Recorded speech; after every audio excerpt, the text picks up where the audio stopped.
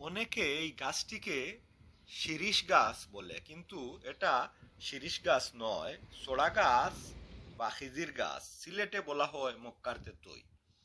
এই গাছের একটা বৈশিষ্ট্য রয়েছে। এই গাছ সারাদিন শেষে বিকেল হলে পাতাগুলো চুপসে যায়, অর্থাৎ দিন শেষে ক্লান্তির অবসরে মনে হয় পাতাগুলো ঘুমিয়ে গেছে, ঠিক যেন লজ্জাবতী গাছের পাতার মতো। এইভাবেই চুপসে যায় পাতাগুলো।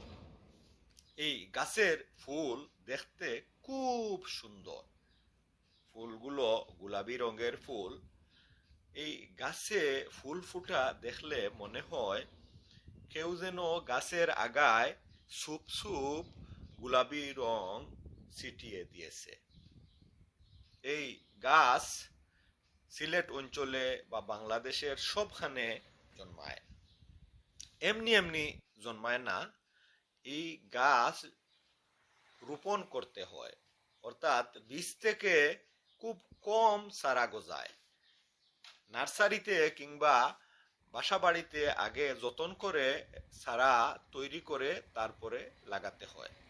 আবার কোথাও কোথাও উর্বর মাটি হলে এমনি বীজ থেকে এই গাছ জন্মাতে পারে।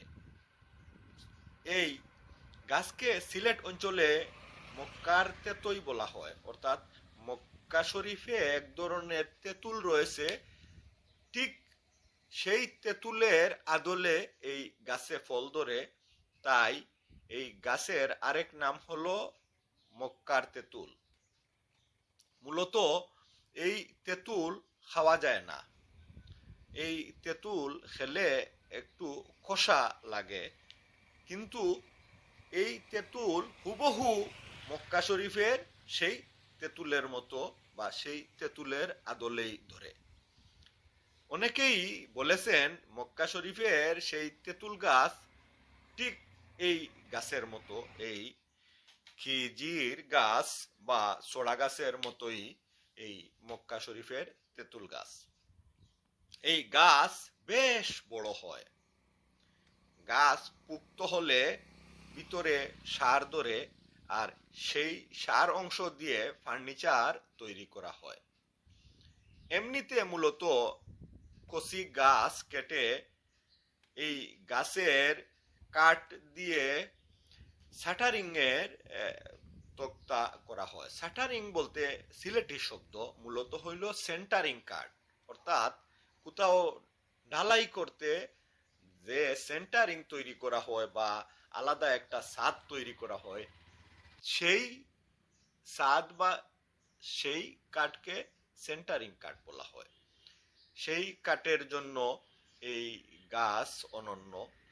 তবে এই গাছ যখন পুক্ত হয় তখন গাছের ভিতরে সার অংশ কালো রঙের হয়, খুব টেকসই কাঠ।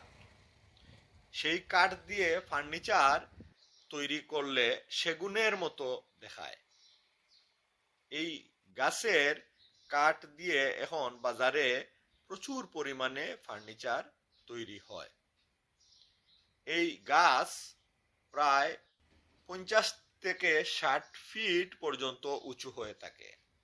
এই গাছে ফুল ফুটে বৃষ্টির মৌসুমে, মূলত বসন্তের শেষে যখন বৃষ্টি ঝরে ঠিক তখন এই গাছে ফুল ফুটে।